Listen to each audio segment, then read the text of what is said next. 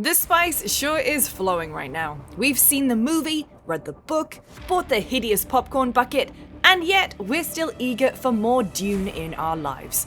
Well, good news everyone, Funcom is working on an open-world survival MMO called Dune Awakening. Recently at PAX East, I caught a behind-closed-doors presentation of how it'll all work, and here are 5 things I'm excited about. FYI, before we kick off, the game is still very much in development, which means we might not have direct footage of exactly what I'm talking about, so please bear that in mind. Alright, let's start with the area of a game that I typically spend a lot of time on, character creation. Dune Awakening makes its character creator part of its narrative as you start the game being quizzed by a Reverend Mother who is working to discern your look, backstory, homeworld, and starting abilities. From what I saw, the character creator is pretty robust with a lot of options for customization. You can play as a Harkonnen character and even age your tattoo, which I don't think I've ever seen before.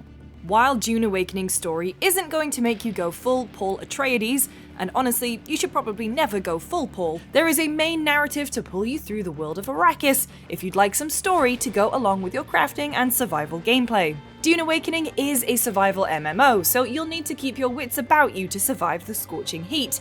From eating plant fiber to exsanguinating the bodies of your defeated enemies for fluids, there's plenty you can do to stave off the heat and keep your water levels topped up. Most important is staying out of the sun, as if you're in too long, sunstroke will build, debuffing your character and speeding up water loss. Gathering materials in survival games can get old quickly, so I was pretty pleased to see that there's a kind of minigame associated with scavenging certain resources. Using your cutter ray exposes structural weaknesses, and that helps you efficiently break down items, and according to Funcom, it's been specifically designed to keep you more engaged than just spamming the collect button. And there's plenty to do with the resources you collect, from crafting weapons and equipment to building bases, which, as a longtime Sims player, really piqued my interest. One thing that frustrates me when base building is when you run out of materials and leave a room half finished. In Dune Awakening, however, you can leave hologram blueprints of your ideal layout and then come back to build when you've gathered enough resources, or your mates can do it for you, like in Grounded. If you run out of space, you can pay the Imperium taxes to get more, which is a little close to reality for me, but I do like how it ties into the wider lore. You can also copy blueprints of your favorite buildings and sell them to other players on the in-game exchange, or take them into the Deep Desert Zone, which is a PvP area that frequently gets wiped. It's cool to see that your grand designs can have a life outside of just you building and using them. Inside your base, you can set up machines to refine materials and fabricate new items, so it's form and function all in one, with a lot of customization on offer from what I saw. Dune Awakening features free climbing, so you can climb up craggy rock faces to your heart's content, provided you've got the stamina for it.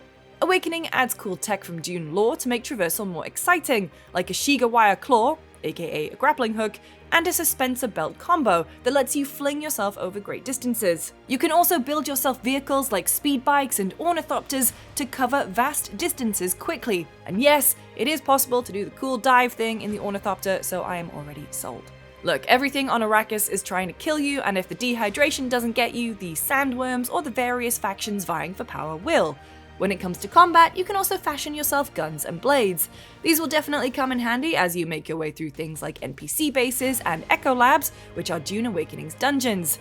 As this was a hands-off presentation, I can't really say how combat feels, but they did showcase plenty of Mentat abilities, gadgets like Hunter Seekers, and kick-ass moves to get me interested. The devs are currently working on refining shooting, as obviously they're more used to melee combat. From what I saw, Funcom has done a lot to make Arrakis an intriguing place to explore that's not just, let's face it, wall-to-wall sand.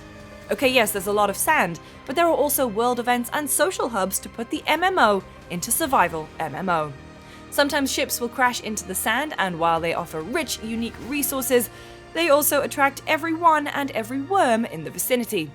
Nighttime isn't much safer, with Sardaukar assassins out on the hunt for you. Look, the Sandworms in Dune are cool as hell, and in Awakening they're an added wrinkle to the risk-reward loop of gameplay. You'll frequently need to go out into the sand to get resources, especially spice, but in doing so, you'll likely attract the attention of one of the giant creatures. You can distract them, you can run from them, but you can't kill them. You just need to get to rocky ground as soon as you're able. Sadly, you won't be able to ride one at launch, but there's hope that it will be implemented in the future. The team are working on the best way to do it, both from a technical and gameplay standpoint. So that was a brief rundown of what I saw at PAX, but there are still plenty of questions about Dune Awakening left to answer, including about its endgame, which has you embroiled in the politics that the Dune novels are known for. For more as Funcom releases it, make sure to stay tuned to GameSpot, and you can follow me on Twitter if you want to. I'm at LucyJamesGames. Thanks for watching.